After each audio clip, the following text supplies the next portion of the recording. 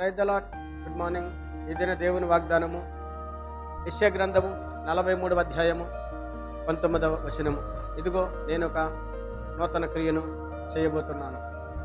దేవునికి ప్రియమైన సహోదరి సహోదరుడా, ఈ దినము అనేక దినములు ప్రార్థన చేస్తూ ఆయన నూతనమైన కార్యాల కొరకు ఎదురు చూస్తుంటుండగా ప్రభువైన యేసుక్రీస్తు వారి దినము నీతో మాట్లాడుతున్న తన వాగ్దానం ద్వారా ఇదిగో నేను ఒక నూతన క్రియను చేయబోతున్నాను. అవును సహోదరుడా, మరింతకాలము ఓర్పును సహనమును కలిగి ఆయన నూతన క్రియ కొరకు ఎదురు చూస్తున్నావు కనుక ఈ సమయంలో మరి నీ జీవితంలో ఒక నూతనమైన క్రియను ఆయన చేస్తున్నాడు కనుక మరి సహనముతో కనిపెట్టాలని ఇదినో దేవుని వాగ్దానం ద్వారా దేవుడు నీతో స్పష్టంగా మాట్లాడుతున్నాడు. ప్రార్థన చేద్దాం. సకల ఆశీర్వచనములకు కారణభూతుడైన మా యేసు ప్రభువా, నీ ఘనమైన నామానికి స్తుతులు స్తోత్రాలు, నీ సుందరమైన నామాలు ఎక్కడ ఈ దినము వాగ్దానం ద్వారా మాట్లాడిన ప్రతి బిడ్డను దీవించి ఆశీర్వదించు. యేసుక్రీస్తు పరిశుద్ధమైన నామములో అడిగి వేడుకుంటున్నాను పరమ తండ్రి. ఆమేన్.